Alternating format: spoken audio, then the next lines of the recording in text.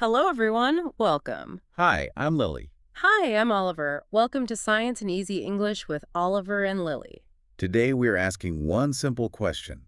Can plants talk to each other? Exactly. And the whole mission for today's deep dive is to, completely shatter this illusion we all have that the plant world is just silent and passive. Right, because, normally when you walk into a forest or even just your garden, you have this expectation of total silence. You see the towering trees and the ferns, and you just assume they're these quiet, passive statues. Yeah, you think of nature as this peaceful museum. Exactly. It feels completely still to us. We don't hear anything, so we naturally assume, well, nothing is happening. But then you step into the world of modern botany and ecology, and suddenly that quiet museum just totally shatters. Oh, completely. We are looking at a biological landscape that is honestly deafening. It's this bustling, complex language happening right under your nose.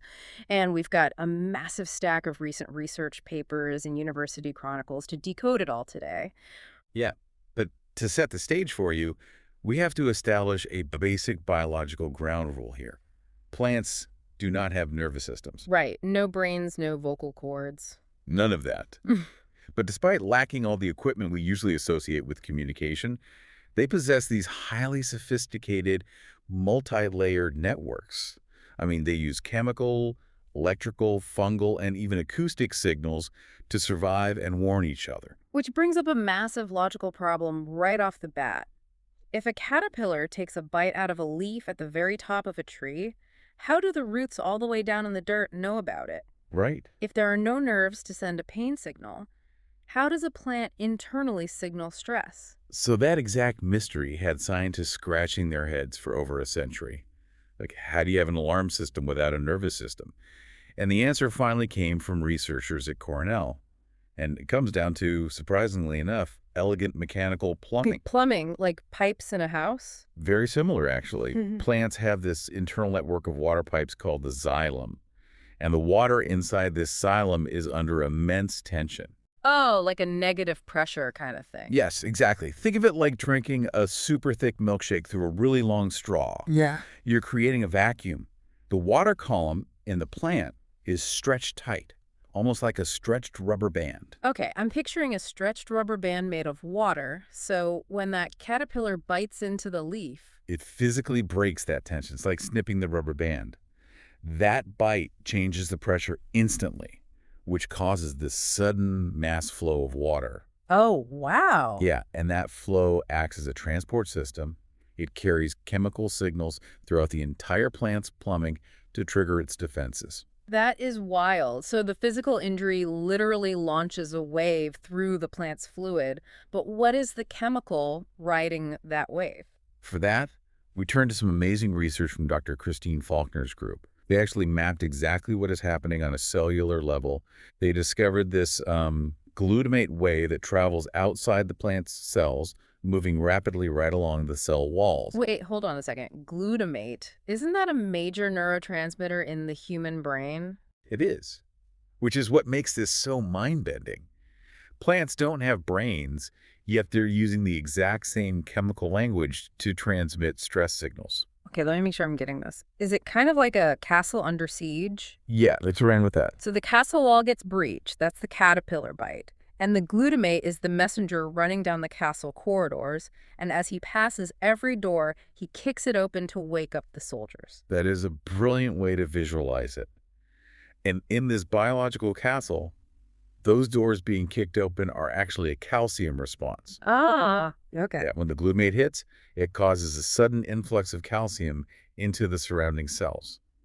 And that calcium flood is what sounds the final alarm for the rest of the plant to start producing defensive toxins. So the plant is highly reactive. It's not just sitting there taking damage. It has entire internal emergency protocol. Exactly. It's the foundational mechanism that allows them to even survive. But that's just an internal alarm. If a castle is falling, it needs to warn the neighboring castles.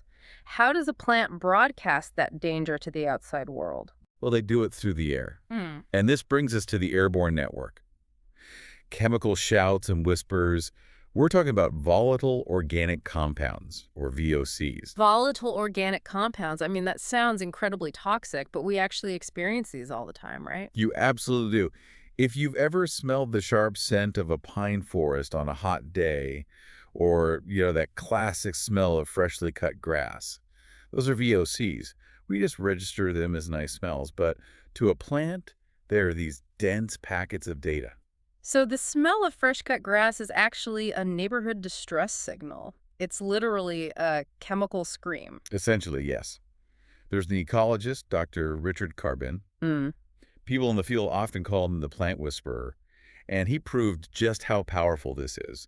He went out into the wilderness and studied sagebrush. Okay, what did he do? He artificially damaged some plants to simulate an insect attack, which caused them to release these airborne VOCs. Then he monitored the undamaged neighboring plants downwind. The ones that were basically like listening to the chemical scream? Exactly. And the results were staggering.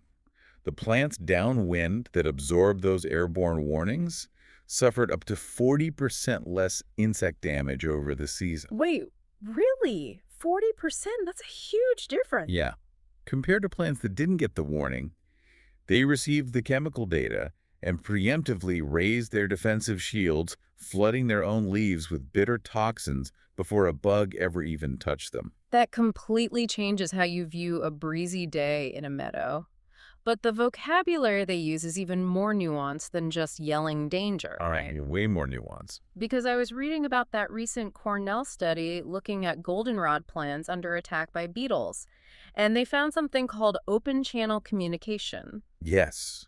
So normally, different genetic strains of goldenrod emit completely different chemical signatures. They smell different.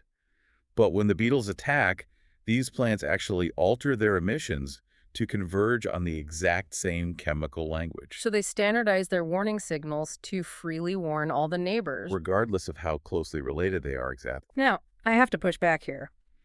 Why would a plant ever use an open channel to warn a competitor? Like, if I'm a goldenrod and I want more sunlight and soil nutrients, shouldn't I want my neighbor to get eaten? It seems logical, yeah. Isn't nature all about survival of the fittest? Why give your rival a heads up? It is the million-dollar ecological question. Okay. But if we look closely at the math of population dynamics, this isn't conscious kindness. It's strategic survival. How so? Think about it.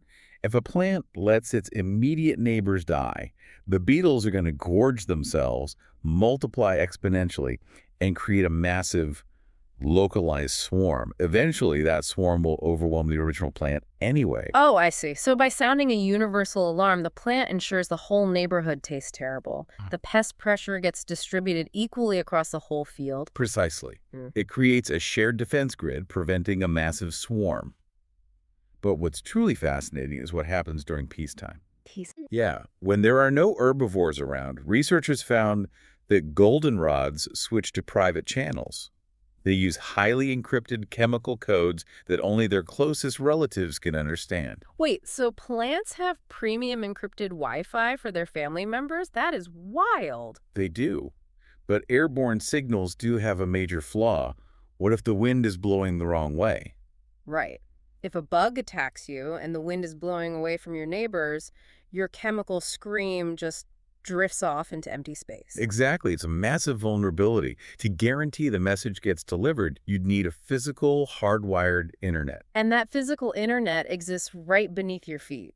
We're moving from the air to the soil. Welcome to the Wood Wide Web. The underground economy of the forest. This is entirely driven by mycorrhizal fungal networks, right? Yes. These fungi form deeply symbiotic relationships with plant roots. You have to picture the fungi acting as underground miners. They have these microscopic threads called hyphae that explore the soil, extracting essential minerals. Things like phosphorus and nitrogen. Right. But fungi can't photosynthesize. They can't make their own food. So they trade those minerals with the plant roots in exchange for carbon, which are the sugars the plant makes from sunlight.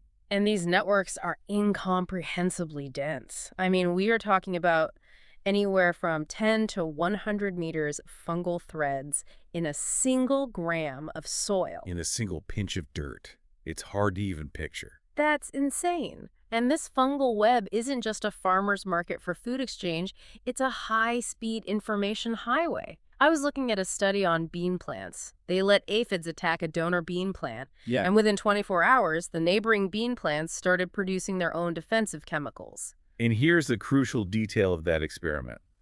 The scientists physically sealed off the plants from each other above ground. So no airborne VOCs could reach them. Zero. The distress signal traveled entirely through the fungal network connecting their roots. And the defense mechanism the neighbors employed was brilliant. They didn't just become repellent to aphids, they started emitting chemicals that actively attracted parasitoid wasps. The natural enemy of the aphid. So the plant gets bitten, sends a signal through the underground fungus, and the neighbor preemptively summons the aphid's worst nightmare to act as bodyguards. It is literal biological warfare. It really is. And this network also supposedly shares resources, right? We always hear about mother trees, the oldest, largest trees in a forest that shuttle carbon and water through the fungal network to shaded, younger saplings. That is the popular narrative, yes. The idea that mature trees act as caretakers for the next generation. Okay, I'm going to play devil's advocate here because this sounds a little too much like a Disney movie. Are trees actually being altruistic parents, or is there something more cynical going on? Is it possible the fungus is just acting like a selfish toll road operator? Moving resources merely where it benefits the fungus most. Exactly. Your skepticism is entirely validated by modern ecologists. In fact, this is one of the fiercest debates in botany right now. Dr. Catherine Flynn argues exactly your point. Ecology is usually much more mechanical than it is metaphorical. Right, we want to see cooperation and love in the forest. But the fungus has its own evolutionary drive. It wants healthy hosts to guarantee a steady supply of sugar. If a massive, mature tree is producing excess carbon and a tiny sapling is starving, the fungal network might just act as an equalizer. Moving carbon to the struggling sapling keeps the fungal network's overall food supply stable. Exactly. The fungus is mitigating its own risk. So the trees aren't necessarily hugging each other. They might just be plugged into a highly pragmatic, ruthlessly efficient biological economy run by the fungi. Precisely. The resource transfer demonstrably happens, but attributing human-like intent or charity to the trees is likely us just projecting our own poetry onto the biology. That makes perfect sense. So chemicals and fungi are clearly effective communication tools, Right. but whether it's wind diffusion or fungal transport, they share one massive drawback. They take time, minutes, hours, even days. What happens when a plant needs to react in seconds? When you need speed, you have to turn to high-speed signals. Let's talk about electricity. Plants generate electrical impulses that are remarkably similar to the action potentials firing in our own human nervous systems right now. They use rapid variations in voltage to coordinate responses. The best visual for this is that little plant you might have seen in a botanical garden, the Mimosa pudica. The touch-me-not plant. Yeah. You brush its leaves with your finger and they instantly fold inward. That isn't a slow chemical reaction. That is an electrical action potential firing in real time. And agricultural tech companies are starting to tap into this. There's a Swiss startup right now called Vivint Biosignals. They are literally hooking sensors up to crop roots to read the plant's electrical chatter. Wow. Yeah, and by reading the voltage fluctuations, they can detect if a plant's roots are being infected by microscopic nematode worms long before a single leaf turns yellow or wilts. So we can plug into a plant's electrical grid and read its stress in real time? We can, but electricity is only half of the high-speed equation. We also have to talk about sound. Wait, sound. We established at the top of the show that plants don't have vocal cords. Are they just rubbing leaves together in the wind? How do they make a deliberate noise? It comes back to the plumbing, the xylem we discussed earlier. When a plant is severely dehydrated, the tension in those water pipes gets so high that the water column actually breaks. Tiny air bubbles form inside the plant's plumbing and then they collapse. Oh, this process is called cavitation, right? Exactly. Like a microscopic submarine imploding. That's a great analogy. And when those tiny bubbles pop, they create a distinct, sharp click. It's ultrasonic, meaning it's at a frequency well above the range of human hearing. but it is a measurable acoustic sound. Which brings us to a truly groundbreaking study published recently by researchers at Tel Aviv University. They wanted to see if anyone in nature was actually listening to these ultrasonic clicks. Right. They set up an incredibly clever experiment with tomato plants. They purposefully deprived some of the plants of water, causing them to experience severe drought stress and emit these cavitation clicks. And then they introduced female moths. Specifically, a species called Spodoptera littoralis, yeah. And these moths are actively looking for a juicy, healthy plant to lay their eggs on, right? So the researchers put the moths in an arena with two boxes. One box was totally silent. The other box played the recorded ultrasonic clicks of a dehydrated, stressed tomato plant. And the moths overwhelmingly preferred to fly toward the silent box. They were actively using the sound to locate the healthiest plants and avoiding the noisy ones. But the researchers needed to prove beyond a shadow of a doubt that it was the sound guiding them, not like a leftover smell or a visual cue. Right, and this is the part that blew my mind. The scientists actually performed a microsurgical procedure on the moths. They deafened them by puncturing their tympanic membranes. Which is just the scientific term for their eardrums. Exactly. And when they put the deafened moths back in the arena, The profits completely vanished. They just flew around aimlessly. they poked out their eardrums, and the moths instantly ignored the plant's status. That completely changes how I view my garden. It's not a quiet patch of dirt. It's a buzzing sonar beacon. Moths are conducting biological espionage, listening to the tomatoes cry for water to find the best nursery. What's crucial to understand here is the evolutionary timeline. The sounds themselves, the cavitation clicks, almost certainly started out as a purely involuntary physical reaction to drought. The plant wasn't choosing to scream, its plumbing was just under strain. Right. But evolution is resourceful. Over millions of years, insects like the moth adapted to eavesdrop on this raw data. It proves that acoustic interaction is a real, highly influential factor in how ecosystems operate. Okay, if moths can eavesdrop on plants, that leads us to the wildest part of our deep dive. What happens when humans try to plug into this network? Welcome to the IOP, the Internet of Plants. The Internet of Plants is an emerging tech framework that treats plants as biological nodes in a digital network. It takes all these mechanisms we've discussed, the chemical, the electrical, the acoustic, and interfaces them with modern sensors and artificial intelligence. And I know this sounds like pure science fiction, but it is heavily peer-reviewed science. There is a fascinating 5-year investigation spanning from 2020 to 2025, led by researcher Peter Glor. His team basically asked, can we decode human-plant electromagnetic communication? Yeah, they hooked up custom bioelectric sensors to completely ordinary garden plants, salad greens, basil, tomatoes. And they took the raw electrical voltage data from these plants and fed it into a highly advanced deep learning AI model called ResNet-50. If you're into tech, you might know ResNet-50 is usually used for complex image recognition, like facial recognition. How does an image AI read plant electricity? They converted the plant's electrical voltage fluctuations into visual spectrograms, which are basically pictures of the sound waves. Then they trained the AI to look for patterns in those pictures. And the results were staggering. The AI found that these plants generate distinct bioelectric signals that correlate with human emotional states with 97% accuracy. 97%. And to prove it wasn't a fluke, they ran control models where they randomly shuffled the data labels. When they did that, the accuracy plummeted to just 30%. The plants were definitively reacting to human emotions. They even ran a test where a human performed eurythmic gestures, which are basically slow-flowing, qigong-like human movements 2 meters away from the plants. And the salad, the basil, the tomatoes all registered the human movement, and each species reacted with a uniquely different electrical pattern. Okay, I have to stop you. How on earth does a salad know I'm doing slow-flowing movements 2 meters away? How is it physically sensing me without eyes or ears? To understand that, we have to ground this in the physics of biology. Every living creature, including you and me, generates a subtle electromagnetic field. Our beating hearts, our nervous systems firing, it all creates a bioelectric field. And the plants can feel that field. Think about it from an evolutionary perspective.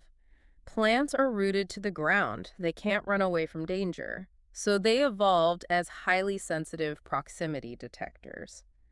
When an animal approaches, it disrupts the static charge of the air, or it brings its own bioelectric field close to the plant. Oh, wow. The plant's internal electrical grid senses that subtle shift in the environment before physical contact even occurs. So it gives the plant precious seconds or minutes to mobilize those chemical defenses we talked about at the beginning. Right. By the time the animal actually takes a bite, the toxic compounds are already deployed. Exactly. It's not magic. It's a highly evolved, hypersensitive early warning system based on electromagnetic proximity. I feel like I need to go apologize to the dying houseplant in my living room. Yeah. It's probably been absorbing my work stress for months. But it completely shifts your perspective on what a plant is. It's not a decoration. It's a highly sensitive, environmentally aware biosensor. And that is the ultimate practical takeaway of the Internet of Plants. We are looking at a very near future where precision agriculture uses these natural biosensors. Instead of waiting for a whole field of crops to turn brown and die, a farmer's computer could get a ping the exact second the plants detect an approaching pest or a drop in soil moisture. Okay, let's take a breath and synthesize this incredible journey. We started with the assumption that plants are silent statues in a peaceful museum. But we've unpacked a world of internal plumbing alarms shooting glutamate down cellular corridors. We've explored airborne chemical encryption where goldenrods standardize their warning shouts to competitors or switch to private channels for their family. We debated the wood wide web, where fungal internets carry warnings of aphid attacks beneath the soil in a ruthless biological economy. We learned about ultrasonic moth espionage, and finally, bioelectric basil plants detecting human stress fields. It is a profound paradigm shift in how we understand the natural world. Absolutely. So, for you listening right now, think about the potted plant sitting on your kitchen counter or the trees you pass on your commute. Remember that they are not silent photographs. And we're standing right in the middle of a loud, invisible, high-speed conversation. You just needed to know how to listen. And I want to leave you with one final thought to mull over. We've just spent this entire deep dive establishing how heavily plants rely on delicate airborne chemical scents and faint ultrasonic clicks to warn each other of danger. Yeah. If that's the case, how is human-made air pollution and the constant roar of modern noise pollution affecting them? Are our smoggy cities and loud highways accidentally blinding and deafening the natural world's oldest communication network?